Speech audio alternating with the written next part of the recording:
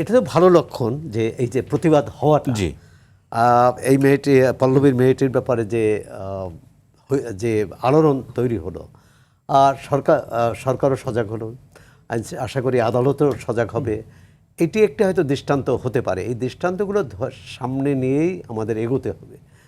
আবার বাংলাদেশে এত অঘটন ঘটে, আপনি মানে প্রতিদিন সূর্যোদয়ের পরেই মনে হয় যেন আবার নতুন অঘটনের সাথে পত্রিকা খুললে যেটা হয়। আপনি রাজনীতি বাদ দেন, সামাজিক যে অপরাধ জি। এত বিচিত্র, এত ভয়াবহ, এত ভয়ঙ্কর, যেটি নেওয়া যায় না। হ্যাঁ, এখন এটি কি মানে আমরা আন্দোলন করলাম, সংগ্রাম করলাম, এত বড় গণ অভ্যুত্থানের পর তো দেশে মানে শান্তির নহর বওয়ার কথা ছিল। মানে মানুষের শুভবুদ্ধির কোথায় গেল সেই শুভবুদ্ধি জাগ্রত হওয়ার কথা ছিল, কোনো বৈষম্য না থাকার কথা ছিল, এবং আইনের শাসন প্রতিষ্ঠা হওয়ার কথা ছিল। এবং সেখানে তো আমরা দেখলাম মব কালচার, মব সংস্কৃতি, অর্থাৎ ধরো মারো। তো এর থেকে বেরিয়ে আসে আইনের শাসন, এটা হচ্ছে সবার, এটা প্রথম নাগরিকের অধিকার, মানুষের অধিকার। আমরা একটা মানবিক রাষ্ট্র করতে পারিনি। আমরা এত সংগ্রাম, আন্দোলন, এত যুদ্ধ, এত নির্বাচন করলাম। তো এই মানবিক রাষ্ট্র করার জন্যে অন্তরায় কারা, সেটা চিহ্নিত করা। আর মানবিক রাষ্ট্রের দায়িত্ব কারা? সরকার একটা দায়িত্ব, প্রশাসন একটা দায়িত্ব, শিক্ষা প্রতিষ্ঠানগুলো দায়িত্ব, তাদেরও দায়িত্ব আছে। আমাদের শিক্ষা প্রতিষ্ঠানকে যথেষ্ট শিক্ষার্থীদের তৈরি করার জন্য প্রস্তুত? তারা কি তাদের মানসিক বিকাশে যথেষ্ট সময় দেন, সহায়তা করেন? যদি করতেন তাহলে শ্রেণীকক্ষের থেকে কোচিং সেন্টারে শিক্ষার্থীদের ভিড় বেশি হতো না।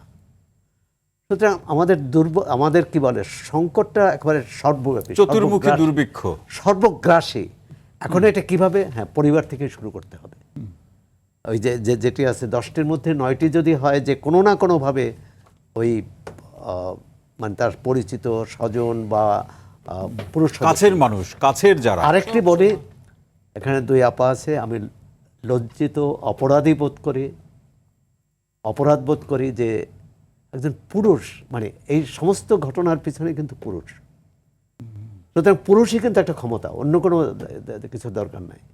তার বয়স 17 হোক বা 70 হোক, নারী তার কাছে নিরাপদ নয়। আমরা এরকম সমাজ করেছি। তাহলে 53 বছরে এই যে জেন্ডার ভিত্তিক যে বিভাজন বা বৈষম্য, এটাই তো আমরা এখন পর্যন্ত কোনো মানে ন্যূনতম সহনশীলতা বা তার মধ্যে সহনীয় অবস্থা তৈরি করা যায়নি। আইনি দুর্বলতা আছে, সামাজিক দুর্বলতা আছে, ধর্মের নামে অপপ্রচারও আছে। মানে সবটা মিলে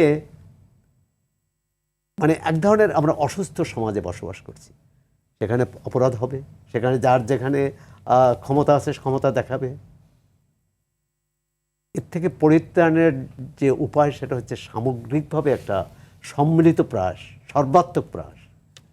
সেখানে আদালতের ভূমিকা থাকবে, প্রশাসনের ভূমিকা থাকবে, রাজনীতির ভূমিকা থাকবে, এবং রাজনীতি তো নিয়ামক শক্তি।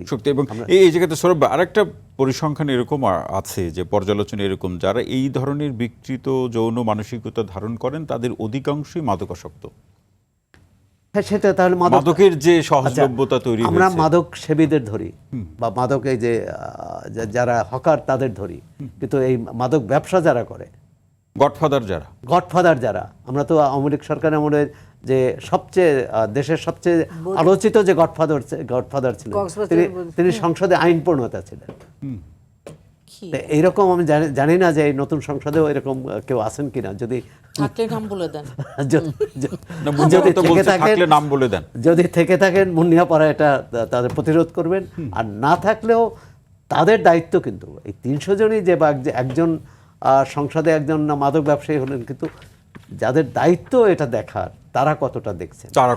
এটা তো খুবই, এই ধরনের মাদক তো একটা ভয়াবহ সংকট বাংলাদেশের। বিশেষ করে এই যে রোহিঙ্গার যে শরণার্থী, তাদের মাধ্যমে বাংলাদেশের 80% মাদক তাদের মাধ্যমে আসে, এবং সেখানে মাদক এবং অবৈধ অস্ত্র